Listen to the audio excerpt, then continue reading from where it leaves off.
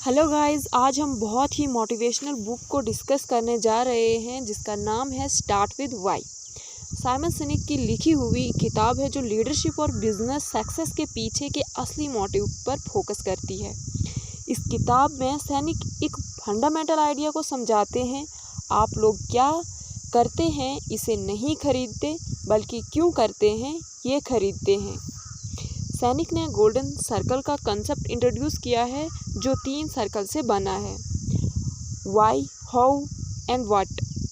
Y, आपका mission या purpose क्या है, आप ये काम क्यों कर रहे हो। हाउ, आप अपने काम कैसे करते हो, कैसे अलग या इनोवेटिव हो। व्हाट, आप क्या कर रहे हो, प्रोडक्ट या सर्विस क्या ऑफर करते हैं। ज़्यादातर कंपनीज अपने बिजनेस को व्हाट से शुरू करती हैं, फिर हाउ पर आती हैं और कभी कभी वाई तक पहुंचती है। लेकिन सक्सेसफुल लीडर्स और कंपनीज अपने बिजनेस को वाई से शुरू करते हैं, जो उनके कस्टमर्स को डीपली कनेक्ट करता है। सैनिक कहते हैं कि सक्सेसफुल लीडर लोगों को इंस्पायर करते हैं। इंस्पिरेशन तब तक आती है जब एक क्लियर और मीनिंगफुल वाई हो। इसलिए लोग सिर्फ प्रोडक्ट नहीं खरीदते, बल्कि उन्हें उस वाई के साथ अपना अलाइनमेंट महसूस होता है। अगर आप अपने बिजनेस को वाई से शुरू करते हो तो कस्टमर और एम्प्लॉयज़ के बीच ट्रस्ट और लॉयल्टी बिल्ड होती है। लोग लॉयल तब होते हैं जब उनका बिलीफ आपके बिलीफ से मैच करे। इसका एक अच्छा एग्जाम्पल एप्पल है, जो अपने वाई से कस्टमर को अट्रैक्ट करता है। साइमन कहते हैं कि सबसे बड़े लीडर जैसे Martin Luther king, Steve jobs एक कॉमन ट्रेट हैं। उन्हें अपने फॉलोअर्स को इंस्पायर किया क्योंकि उन्होंने अपने वाई को पहले रखा। उन्होंने लोगों के बिलीफ सिस्टम को टारगेट किया। इस वजह से लोग नेचुरली उनके साथ जुड़े। सैनिक कहते हैं कि हमारे डिसीजन मेकिंग प्रोसेस लॉजिकल नहीं बल्कि इमोशनल होता है। वाई हमेशा इमोशनल लेयर को हिट करता है। इसलिए अगर आप अपने वाई को अच्छे से कम्युनिकेट कर पाते हो तो आप लोगों के डिसीजन को अफेक्ट कर सकते हो। साइमन ने बताया है कि एक सक्सेसफुल वाई को इम्प्लीमेंट करने के लिए क्लैरिटी की ज़रूरत होती है। आपने हाउ में डिसिप्लिन होना चाहिए और अपने व्हाट में कंसिस्टेंसी होनी चाहिए। ये 3 चीज़ें मिलकर एक स्ट्रॉन्ग ब्रांड और लीडरशिप को बनाती हैं।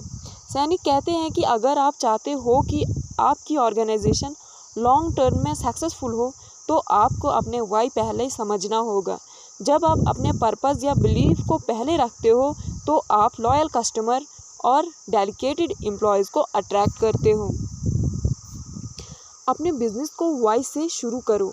इंस्पिरेशन और ट्रस्ट को अपनी स्ट्रैटेजीज का हिस्सा बनाओ। क्लैरिटी, डिसिप्लिन और कंसिस्टेंसी से अपने मिशन को फॉलो करो। बहुत सारी कंपनीज सेल्स बढ़ाने के लिए मैनिपुलेट ट्रिक्स का इस्तेमाल करती हैं, जैसे डिस्काउंट, प्रमोशन या फियर बेस्ड मार्केटिंग। ये ट्रिक शॉर्ट टर्म में काम करती हैं, लेकिन लॉन्ग टर्म लॉयल्टी नहीं बना पाती। इसमें कस्टमर्स आपके प्रोडक्ट से कनेक्ट नहीं करते, बस प्राइस या टेम्पररी बेनिफिट्स के लिए आते हैं। लॉन्ग टर्म सक्सेस के लिए कंपनीज को अपने कस्टमर और एम्प्लॉयज़ को इंस्पायर करना ज़रूरी होता है। अगर आप अपने वाई को क्लियरली कम्युनिकेट करते हो और लोगों को इंस्पायर करते हो तो वो आपके मिशन के साथ कनेक्ट होते हैं और लॉयल रहते हैं। सैनिक कहते हैं कि नए आइडियाज़ और प्रोडक्ट्स को समझने के लिए law of diffusion of innovation का कंसेप्ट इम्पॉर्टेंट है। ये मॉडल दिखाता है कि नए इनोवेशन को अडॉप्ट करने वाले लोग 5 कैटेगरीज में इन्वॉल्व होते हैं। Number 1 category innovator. इसमें 2.5% लोग शामिल होते हैं। ये लोग नए आइडियाज़ को सबसे पहले अडॉप्ट करते हैं। दूसरे नंबर पे है अर्ली अडॉप्टर। ये 13.5% लोग होते हैं। ये लोग ट्रेंड्स को समझने में तेज़ होते हैं और रिस्क लेने से घबराते नहीं। थर्ड नंबर पे आते हैं अर्ली मेजॉरिटी। इसमें लगभग 34% लोग शामिल हैं। ये लोग थोड़ा वेट करते हैं और तभी नए प्रोडक्ट अडॉप्ट करते हैं जब वो पॉपुलर होने लगते हैं। चौथे नंबर पे है लेट मेजॉरिटी। इसमें 34% लोग शामिल होते हैं। ये लोग तभी अडॉप्ट करते हैं जब वो आइडिया या प्रोडक्ट बिल्कुल सेफ और प्रूवन हो। लास्ट नंबर पे आते हैं लैगरेट्स। इसमें 16% लोग शामिल हैं। ये लोग तभी अडॉप्ट करते हैं जब उनके पास और कोई ऑप्शन नहीं होता। सक्सेसफुल कंपनीज अपना फोकस इनोवेटर और अर्ली अडॉप्टर पर रखती हैं, क्योंकि ये लोग हाई रिस्क टेकर होते हैं और नए आइडियाज़ को जल्दी एक्सेप्ट करते हैं। जब ये ग्रुप कन्विंस्ड हो जाते हैं तो फिर ये बाकी लोगों को भी इन्फ्लुएंस करते हैं। जब आपके अर्ली अडॉप्टर आपके प्रोडक्ट या आइडिया को एक्सेप्ट कर लेते हैं तो आप टिपिंग पॉइंट तक पहुंच जाते हैं। ये वो स्टेज है जब आपका आइडिया या प्रोडक्ट मेन स्ट्रीम हो जाता है और लोगों में पॉपुलर होने लगता है।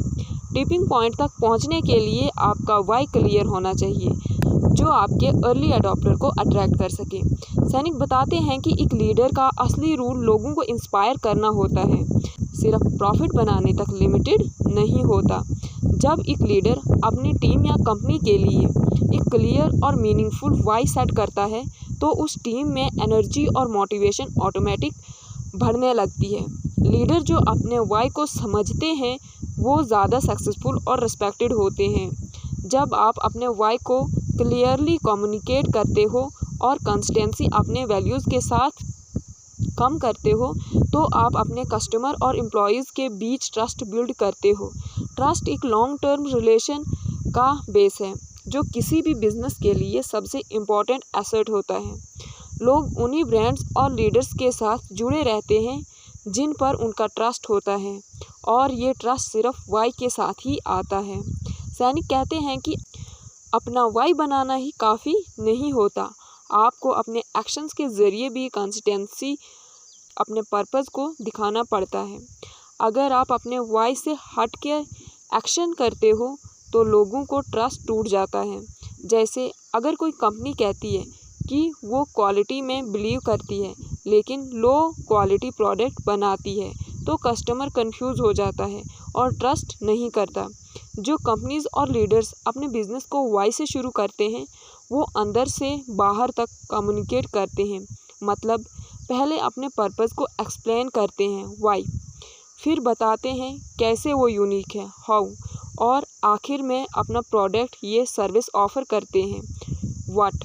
इस तरह से वो एक इमोशनल कनेक्शन बना लेते हैं अपने ऑडियंस के साथ जो लॉन्ग टर्म में लॉयल्टी और सक्सेस लाता है।